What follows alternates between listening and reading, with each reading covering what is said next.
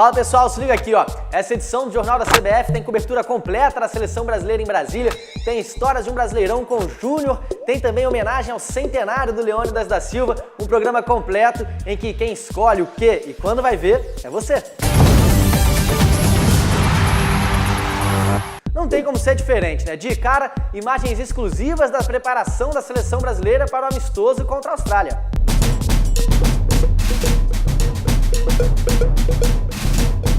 Anunciamos formalmente a Samsung como patrocinadora oficial da seleção brasileira.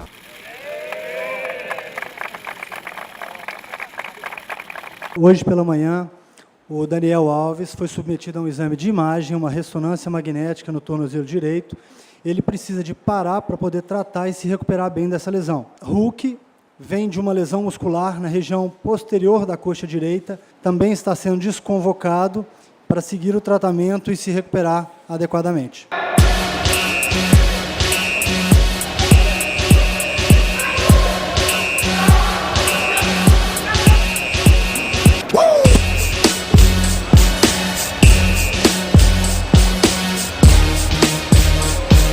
Recebendo essa oportunidade de estar aqui, o pensamento é de chegar até o Mundial, né? E para isso eu tenho que mostrar meu trabalho, né?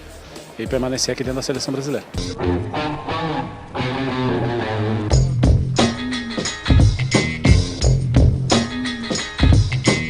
Caso eu seja a escolha do Filipão para ser o titular, para começar a partida, dar o meu máximo. É lógico que a gente fica bastante feliz quando tem uma recepção muito grande.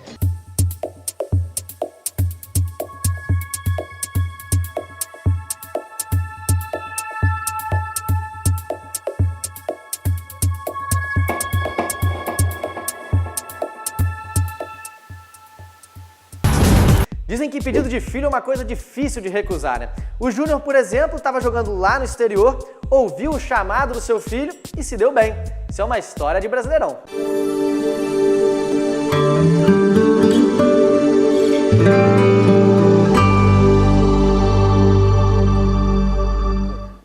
Bem, a minha história no Brasileirão ela começa em junho de 1989, né?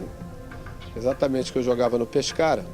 E o Zico me deu de presente um videocassete com os gols da carreira dele até aquele momento. Eu mostrei para o meu filho Rodrigo, que nesse período ele tinha 5 anos de idade. Aquela fita para ele, na verdade, era o filminho dele de todo dia, né? Eu chegava, ele, não sei como, ele já tinha aprendido a colocar a cassete lá. Teve um dia que eu cheguei do treino, sentei do lado dele e perguntei, e aí, cara, tá vendo? Pô, pai, tô vendo aqueles jogos aqui no Maracanã. E quando é que eu vou te ver jogar no Maracanã? Então eu resolvi, estava no meu 5º ano na Itália, né, jogando no Pescara. Aí eu falei para minha mulher, eu acho que a gente vai ter que voltar agora, que é para exatamente poder dar essa satisfação para ele, né? Terminei acertando um contrato com o Flamengo e exatamente, né, na final do Brasileiro de 1992, né, o primeiro jogo foi contra o Botafogo, nós ganhamos de 3-0 e depois... No outro jogo, quando já estava terminando o jogo, eu olhei para a beira do campo e ele estava com o conselheiro do Flamengo de mão dada ali, esperando acabar o jogo para vir comemorar, né? E eu ainda comentei, ainda com o Zinho, eu falei, olha só, você está maluco, toma uma bolada ali, né? Vai terminar se machucando. Mas que nada, ele estava, na verdade, ali vivendo. Quando acaba o jogo, ele corre para cima de mim, aí eu fico de joelho, ele me abraça, aí fala, né, de punho cerrado assim, pô, pai, nós ganhamos, como se ele tivesse participado. Na verdade, a participação dele foi maior ainda, né? Que talvez tenha sido a minha grande motivação para poder ter jogado aquele brasileiro da forma como aconteceu, até porque eu era o último remanescente, né, da época de ouro do Flamengo. Eu era o representante, vamos dizer, dessa época, junto com aquela garotada, que depois todo mundo seguiu a carreira. E para mim, foi a cereja na torta da minha carreira, o campeonato de 92. Em 94, o Brasil foi tetracampeão mundial, isso todo mundo já sabe. Mas nem tudo saiu como planejado. Esse é o tema do Contos da Bola, com Maurício Fonseca.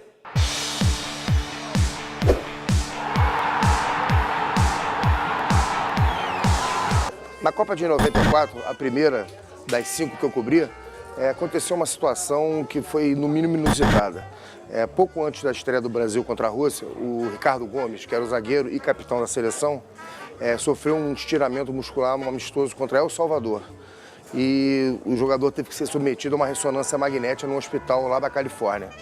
E, logicamente, mais de 100 jornalistas foram para o hospital acompanhar o exame do capitão da seleção brasileira.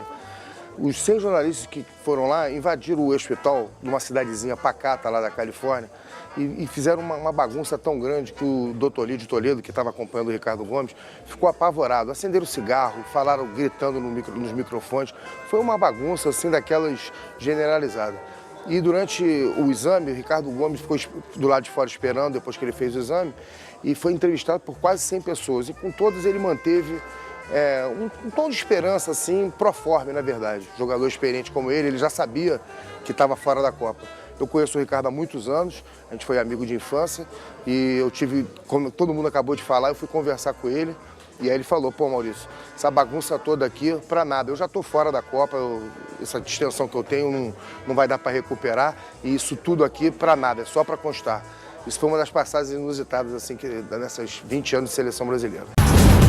O homenageado da semana no Memórias da CBF é um pentacampeão mundial que acabou de fazer aniversário.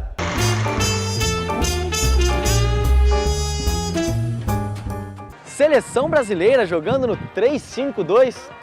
Apesar de muitos não gostarem deste fato, foi esta formação que o técnico Luiz Felipe Scolari escolheu para o Mundial de 2002 na Coreia e no Japão. O final dessa história todo mundo já sabe. O Brasil voltou de lá, pentacampeão mundial. A zaga titular era formada por Edmilson, Lúcio e Roque Júnior, o nosso personagem da vez no Memórias da CBF. Neste 31 de agosto, ele completa 37 anos e merece os parabéns da CBF TV. Afinal de contas, ele também conquistou pela seleção, além do Mundial, a Copa das Confederações de 2005, dirigido na época pelo técnico Carlos Alberto Parreira, atualmente coordenador da seleção. Pelos clubes, Roque Júnior também teve muito sucesso. Em 99 conquistou a Libertadores da América pelo Palmeiras e em 2003 levou a melhor na Liga dos Campeões com o Milan. Em 2010, Roque Júnior se aposentou do futebol, mas ele ficará para sempre na memória da CBF. Centenário de craque é motivo de homenagem aqui na CBF TV. Leônidas da Silva no Que Taça é Essa?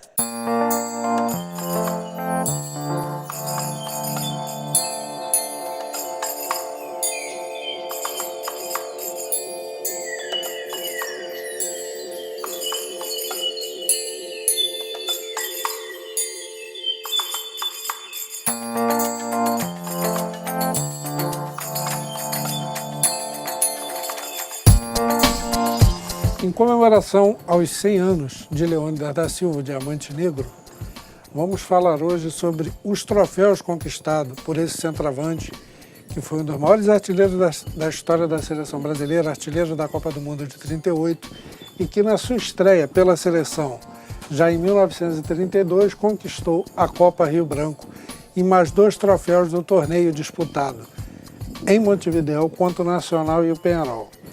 Disputou a Copa do Mundo de 1934, marcando o único gol da seleção brasileira naquela competição, já que ela foi eliminada. Posteriormente foi artilheiro da Copa do Mundo de 38 e um dos maiores artilheiros da história da seleção brasileira, pois conquistou esses gols em partidas pela Copa Roca e também em excursão realizada pelo Norte, Nordeste, Centro-Oeste e Sul do país, na volta da Copa do Mundo de 1934. O futebol é um esporte de 17 regras, isso você já sabe. Conheça agora a número 3.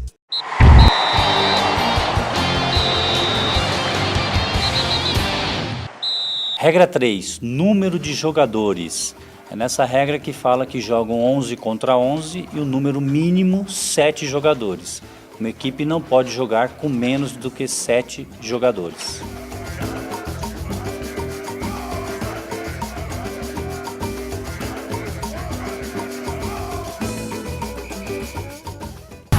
Nosso canal do YouTube você já sabe qual é e se ainda não se inscreveu, tá dando muito mole. Nossas redes sociais estão todas aqui embaixo. Essa edição do Jornal da CBF fica por aqui. Nos vemos na próxima semana. Valeu!